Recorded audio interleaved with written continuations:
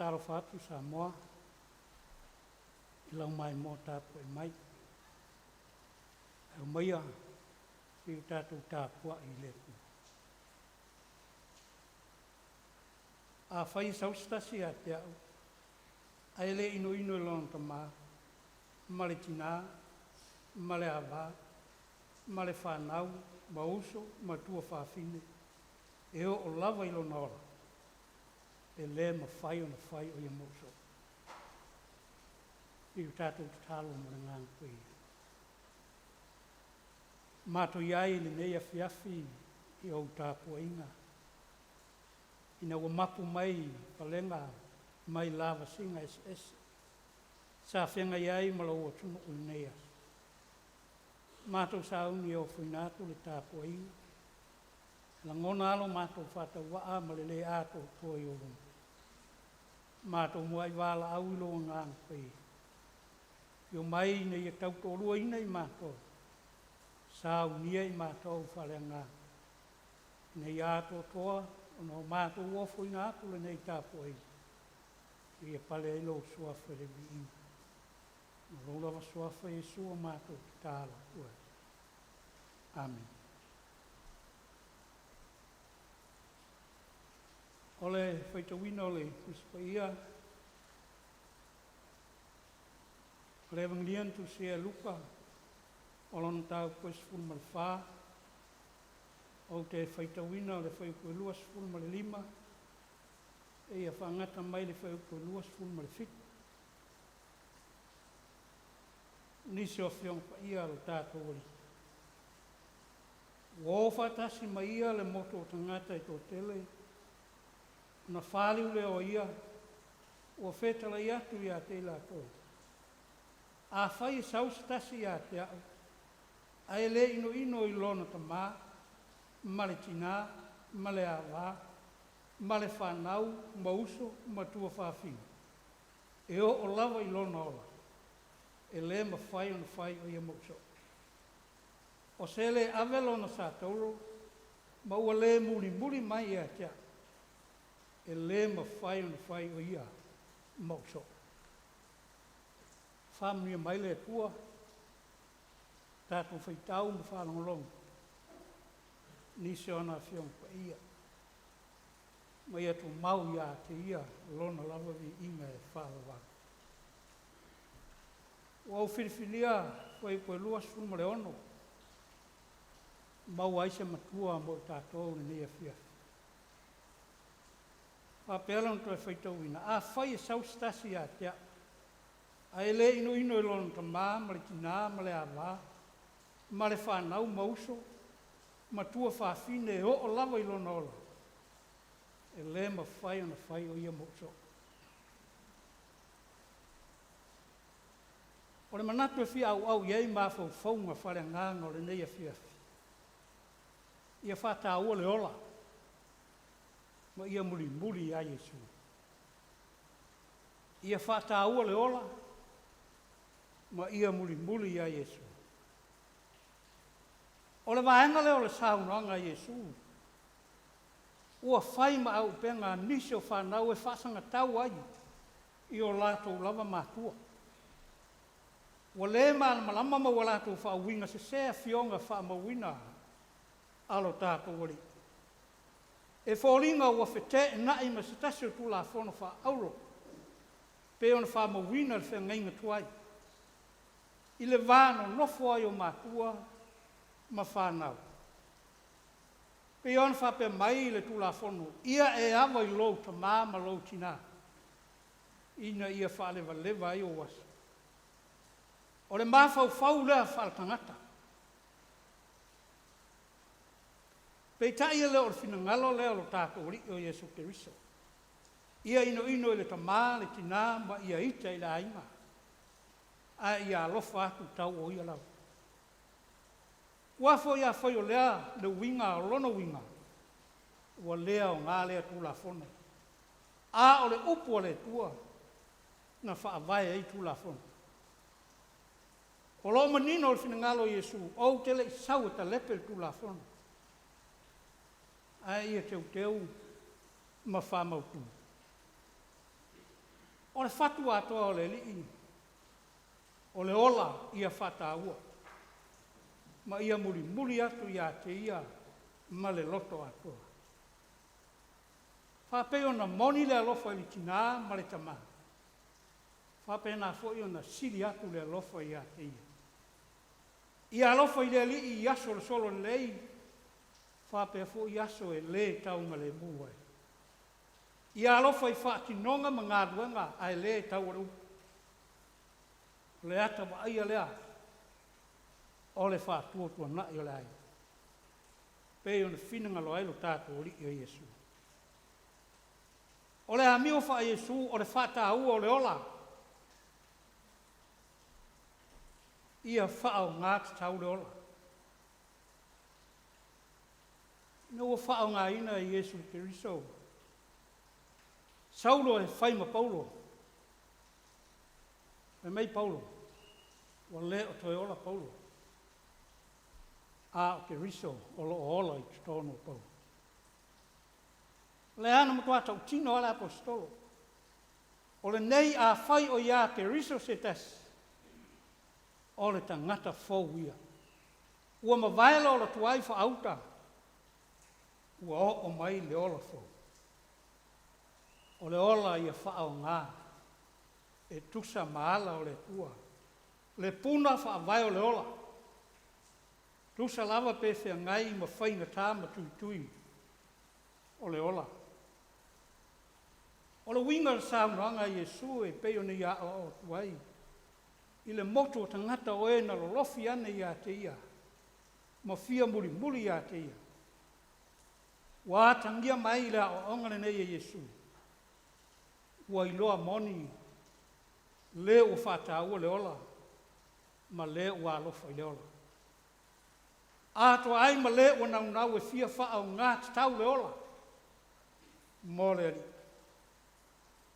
Ma Iesu. Ia ino le tamā ma le tina. E whanau uso ma tua whawhine. E o lava i lou ola. Ia amo lou lava sa tauro ma muri atu i a te ia. Tusa mao o ngā Iesu. A whaita tau te whaiananga. Ta wau ngā ina leo tātou. Malo tātou ola.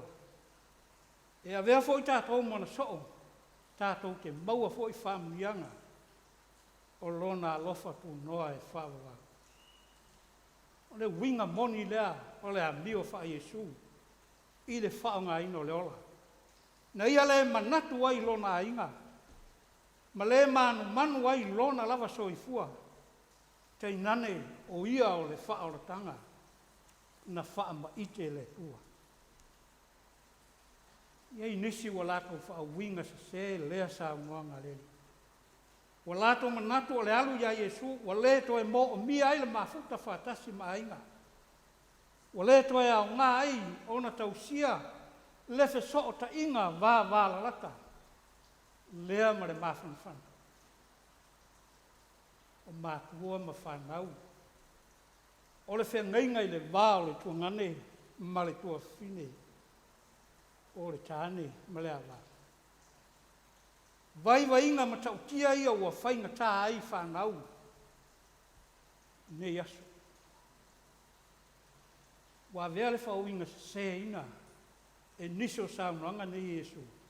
Maala ua fe ese a iei nisi o mātua ma whanau. Wa le mau ai se whea alo whani o ainga. Ma ua whaalua fe sasi e fwoi au o nanga. Ma sani le kerusiano whākutua i lona atua. Se le avelon sa tauro. Ma ua le muri mai ia Iesu. E le ma whai o ia monso. O le avea ma so o le alii. E le o se ata whaafolinga. A o le kerisiano ua ato toa lona le lei. O le kerisiano ua tau mia lona lava sa o tonga. Ma ua la fua i mea uma. Sa fia i eilona loto le lalangi. Ai ua ola i a keriso. O le ola ua whao ngā. Ma ua muri a Iesu. Mai Paulo le nei a whai o ia keriso stasi. o le tangata fōu ia. Ua mawae leo la tuai whaauta. Ua o mai leo la fōu. Tātou iai li nei wai tau Samoa. Tātou wha manatu ina le tūtua tasi. Mana ia le wha wae na fua e o tātou kua ua lango mau mai ki e tā. Wha wae i le atua Samoa. A o le asau mātau Samoa. Le asau mātau nei wai tau. Ua sa sao wha afi le ami o le anga. O le talepe fale, o le maoi ma le fasi tangata. O le pule le uma ma le sawa aina pea o whanau tene e o lato lava mātua. E maise o le itu pāku mā. O le muli lua ma le whaitaanga a e ale aisa ma le pauta. Ma fuala au whasa aina. Ma isi mea wofi mai tonu o le tātou o kumu. E maise o fuanga le anga, e le anga i le isi uso o tangata. Mana tua Samoa na whano lava so toma makomoro. Ona ua se seo na wha o ngale ola. Se ala o ngale lau langi ai mau ai lo tātou wola. Leo wha manatu mai lo tātou wali whaola i ne nei asu. A whai e sausitasi a tea. Ai le ino lona ta māmalona ti nāmalona a inga e o lawa i lona ola. Ma la fuai me uma ua ia te ia. E le ma whai ona whai o ia mauso. Na pai tumu lava le alofo ala tātou riko i Jesu Keriso o sātaua. Ina ia whātuma wina pēa le māwhitanga. Māwhana whana maona a inga. I le ola e whāwura.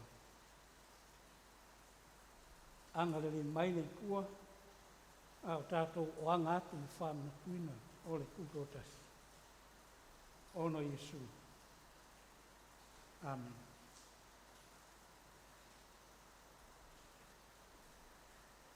Tātou pese o sāu nia la koe pese.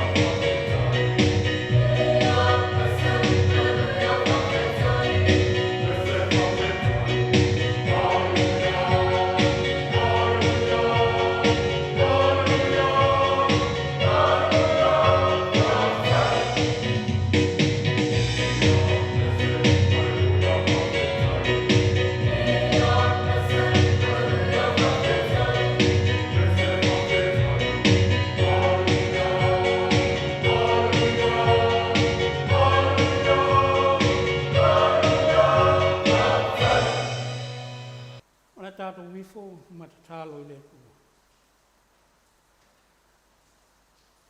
Le tua mamana e. Le tamao le alofa fua ma le alofa muti vale o malau. O lou lava fina ngā loa alofa na e tā pena ai le fuafuanga. I lau poto ma lau mata i sau. Ai a se manuia o lau whanau i le lalai. E ui ua le anga si o manga, ono le fina u vale ma le ngā upule.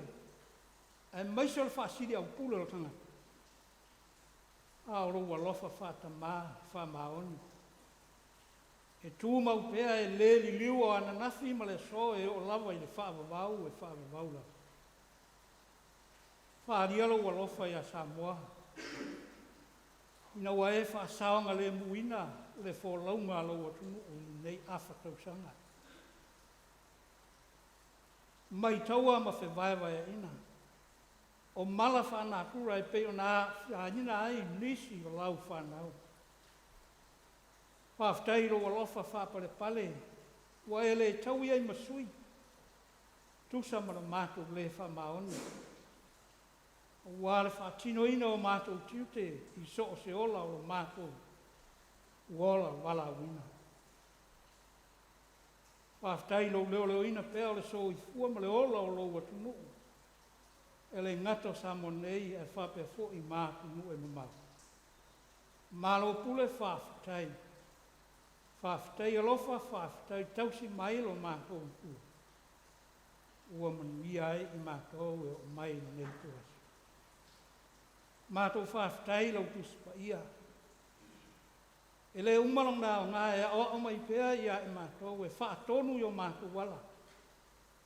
Ina mātou loa na ola ma wha o ngālo mātou wala. Ma i o mātou muri e tusa ma le o mai o le mātou li e Jesu Christ.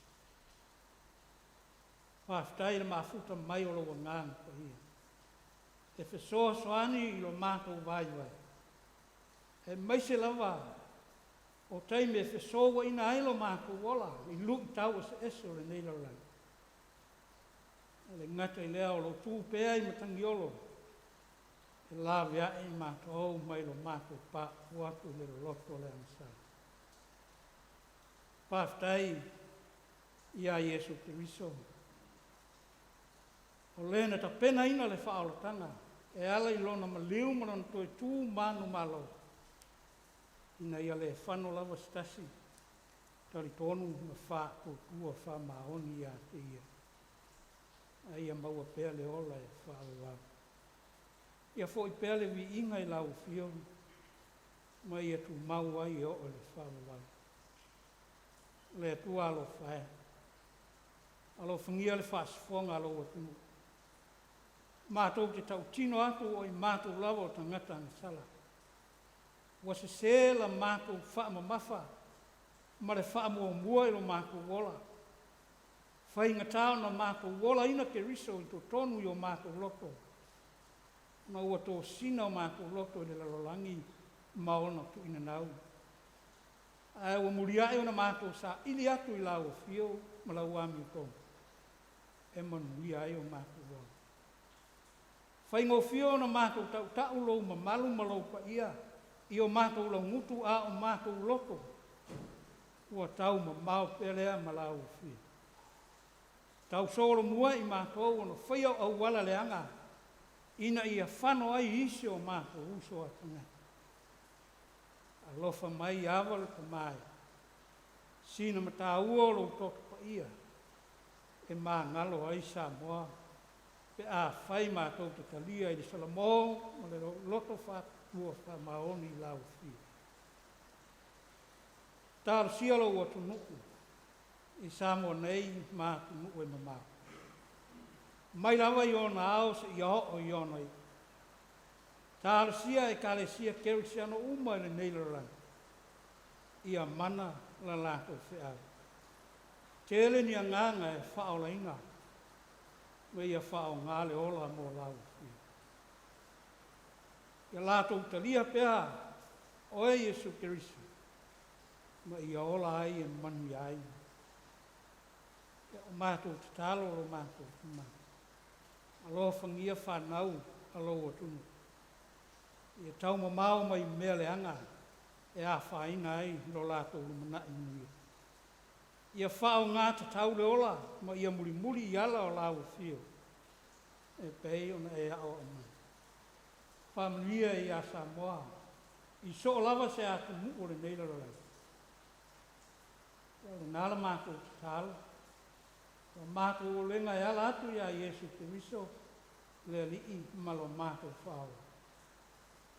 A ora manuia ma le file mua lau fio le tua lo mātou te mata. O le alofa sisi eso Iesu Keriso le alii malo mātou whao. O le māwhitanga whai pēa ma loulava ngang pēi. Tu maui o mātou lunga, ma lunga o Samoa uma. Nei se i o o i whaavavau e whaavavau lau. Amen.